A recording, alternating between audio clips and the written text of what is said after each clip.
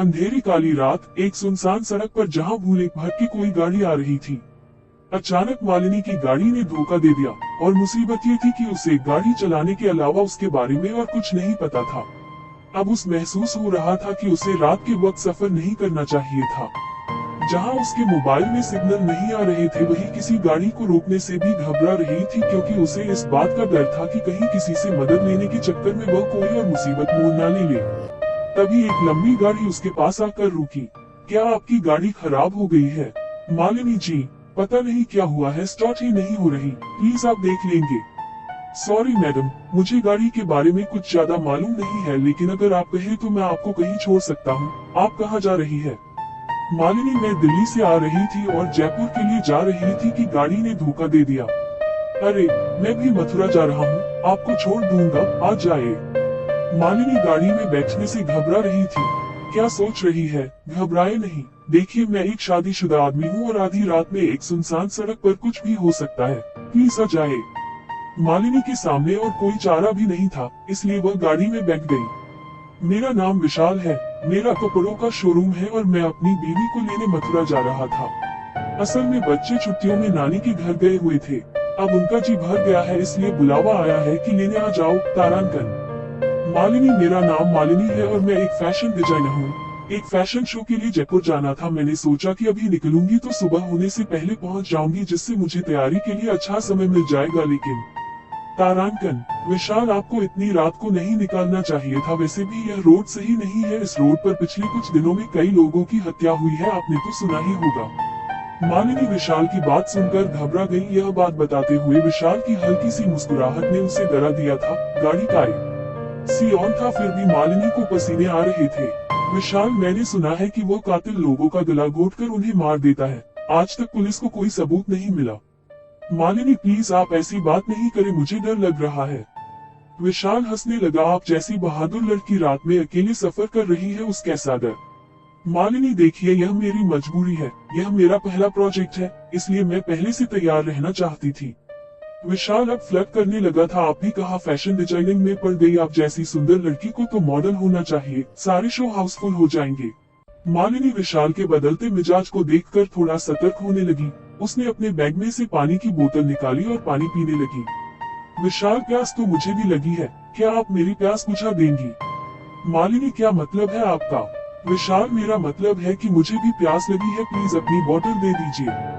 मालिनी, आपकी अपनी बोतल भी तो रखी है, उससे पी लीजिए। विशाल, उसने वो बात कहा को आपकी बोतल में है। मालिनी, देखिए मेरे साथ ऐसी बातें नहीं कीजिए, नहीं तो मैं गाड़ी से उतर जाऊंगी। विशाल, अरे आप तो बुरा मान गई, मैं तो मजाक कर रहा था। विशाल ने मालिनी से बोतल ली और पानी पीने लगा। मालिनी को उसका यह व्यवहार अजीब लग रहा था। तभी मालिनी ने देखा कि उसके मोबाइल में सिग्नल आ गए हैं और वह फोन करने लगी। मालिनी, हेलो मम्मी, मैं अभी रास्ते में ही हूँ, मेरी गाड़ी खराब हो गई थी, इसलिए मैंने किसी से लिफ्ट ले ली है।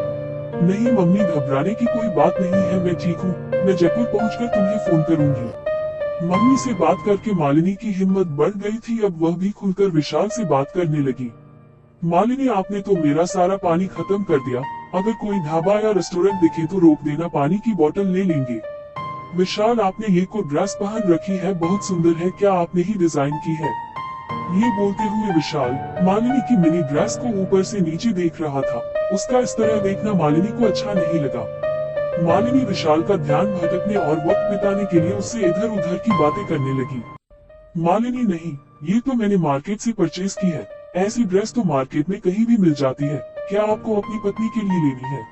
विशाल हंसते हुए बोला। तारांकन, हाँ हाँ हाँ, आपने भी क्या बात कह दी, ऐसी ड्रेस में तो आप जैसी लड़कियां ही अच्छी लगती है, मेरी बीवी में तो आप जैसी दो बन जाएंगी। मालिनी की घबराहट कम हो गई थी, लेकिन विशाल के दिल में कुछ और ही था। विशाल, हमारी बात तो बीच में ही रह गई। मैं आपको बता रहा था कि आगे से इतनी रात में भूलकर भी इस सड़क पर सफर नहीं करना, क्योंकि न जाने कौन किस बात का बदला ले रहा। इस रोड पर कई लोगों की गला घोट कर दी, जबकि कोई लूटपाट भी नहीं हुई। मालिनी गुस्से में, आप बार बार वही बात क्यों कर रहे हैं? मैं पहले भी इस रोड पर रात में सफर कर चुकी हूँ, आप गाड़ी रोक दीजिए। विशाल ने गाड़ी साइड में लगा दी। विशाल, मैं तो ऐसे ही बता रहा था, मुझे लड़कियों को डराना अच्छा लगता है, लेकिन आप पहले इस रोड से कहाँ गई थी? मालिनी, ये बात कुछ महीने पहले की है। मैं और मेरी मम्मी इसी रोड से अपने मामा के घर आगरा जा रहे थे। उस दिन भी इसी तरह गाड़ी खराब हो गई। वहाँ एक गाड़ी आई जिसमें 3 लड़के थे। मैं अपनी मम्मी के साथ थी तो बिल्कुल नहीं घबरा रही थी। उन्होंने हमें लिफ्ट दी, हम भी गाड़ी में बैठ गए। लेकिन बीच रास्ते में वह लड़के मेरे साथ बदतमीजी करने लगे। हमने विरोध किया तो उन्होंने गाड़ी एक सुनसान जगह पर रोक दी।